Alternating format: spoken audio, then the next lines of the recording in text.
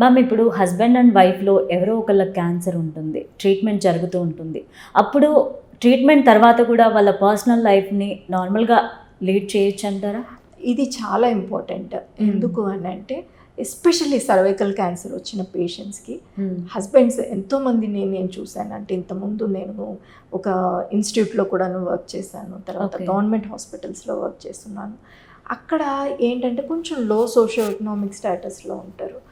వాళ్ళల్లో చాలామంది అంటే 50% 60% హస్బెండ్స్ సపోర్టివ్గా ఉంటారు, వచ్చేస్తారు, ట్రీట్మెంట్ చేయించుకుంటారు, తర్వాత ఫాలోఅప్లో కూడాను వచ్చి చూయించుకొని వెళ్ళిపోతుంటారు.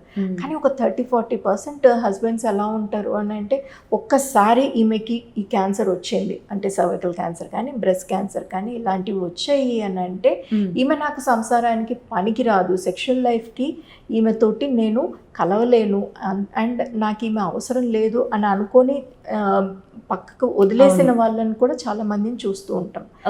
అలాంటి వాళ్ళకి నేను కూర్చోబెట్టి మరి మేము కౌన్సిల్ చేస్తూ ఉంటాం, దీనివల్ల మీకు ఇబ్బంది రాదు, ఒక్కసారి సర్వైకల్ క్యాన్సర్ పేషెంట్ తీసుకొని ఒకసారి కంప్లీట్గా ట్రీట్మెంట్ అయిపోయిన తర్వాత ఒక 2 months గ్యాప్ ఇచ్చేసి మేము మళ్ళీ ఎగ్జామిన్ చేసి స్కాన్స్ అవి చేసి కరెక్ట్గా ఉందా లేదా, అంత తగ్గిందా లేదా అనేసి చూసుకుంటాం.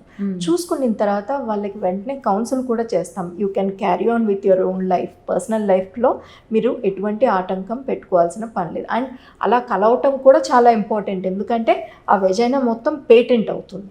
ఓకే, పేటెన్సీ ఉంటే కనుక ఇంకా ఫర్దర్గా దానికి అంటే లోపల నుంచి ఏమన్నా మనకు ఈ ఏమంటారు సెక్రీషన్స్ ఇవి వస్తూ ఉంటాయి కదా, అవి ఈజీగా వెళ్ళిపోతూ ఉంటాయి అన్నమాట. సో దానికోసం అనేసి చెప్తాం. ఈవెన్ బ్రెస్ట్ క్యాన్సర్ పేషెంట్స్ కూడాను కంపల్సరీ మీరు you can be active in your sexual life అని కూడా చెప్తాం. దీనివల్ల ఎటువంటి ప్రాబ్లము లేదు. ఓకే.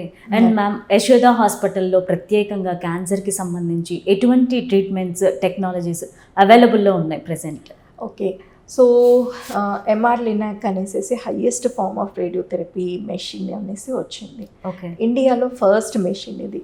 ఇప్పుడు రీసెంట్గా ఐ థింక్ నెక్స్ట్ 1-2 monthsలో ఢిల్లీలో ఒకటి స్టార్ట్ అవబోతుంది. కానీ ఓవరాల్గా ఇండియాలో ఫస్ట్ MR Linac ఇక్కడికి వచ్చింది. అండ్ ఈ ట్రీట్మెంట్ కావాలి అని అంటే చాలామంది అవుట్ ఆఫ్ కంట్రీ వెళ్ళి చేయించుకొని వచ్చిన వాళ్ళు కూడా చాలామంది ఉన్నారు. అండ్ అలాంటిది I think we're very fortunate, at least మన తెలుగు వాళ్ళకి, మన సరౌండింగ్ స్టేట్స్ వాళ్ళకి అట్లీస్ట్ మనకి ఇక్కడే ఉండటము అనేది ఇట్స్ వెరీ నైస్. సో దీంట్లో ఉన్న అడ్వాంటేజ్ ఏంటి అని అంటే అడాప్టివ్ థెరపీస్ అనేసి చేస్తాం MR Linacలో.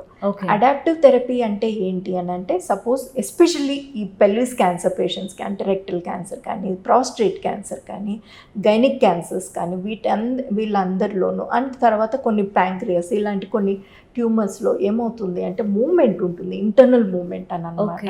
అంటే బయట ఎంతవరకు మనము పేషెంట్ని ఇమ్మొబిలైజ్ చేసి పెడతాం అంటే మాస్క్ అవి వేసి అన్ని అంటే ఎటువంటి మూమెంట్ లేకుండా పేషెంట్ని పడుకోబెట్టినా కానీ ఇంటర్నల్గా బాడీలో ఆర్గన్స్ మూవ్ అవుతూ ఉంటాయి. బౌల్ మూవ్ అవుతూ ఉంటుంది, తర్వాత రెక్టంలో గ్యాస్ ఒకరోజు పెద్దగా ఉండొచ్చు, ఒకరోజు తక్కువ ఉండొచ్చు, తర్వాత బ్లాడర్లో యూరిన్ ఫిల్లింగ్ ఒక్కొక్క రోజు ఒక్కొక్క లెవెల్లో ఉంటుంది. సో దీనివల్ల అంతా ఏమవుతుంది అంటే ఎక్కువ మార్జిన్స్ పెట్టుకొని మేము ట్రీట్ చేసేవాళ్ళం ఇంతకుముందు. ఇప్పుడు అంత ఎక్కువ మార్జిన్స్ తీయాల్సిన అవసరం లేదు.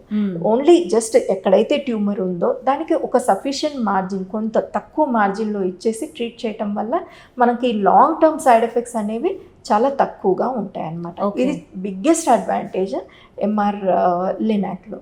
ఆ తర్వాత బ్రాకీథెరపీకి సంబంధించి MR బ్రాకీథెరపీ అనేసి ఎందుకు ఎంఆర్ఐ అని అంటాము అంటే ట్యూమర్ సిటీ స్కాన్స్లో మీద కూడా కంటే కూడాను MRIలో చాలా క్లియర్గా క్లారిటీగా కనిపిస్తుంది.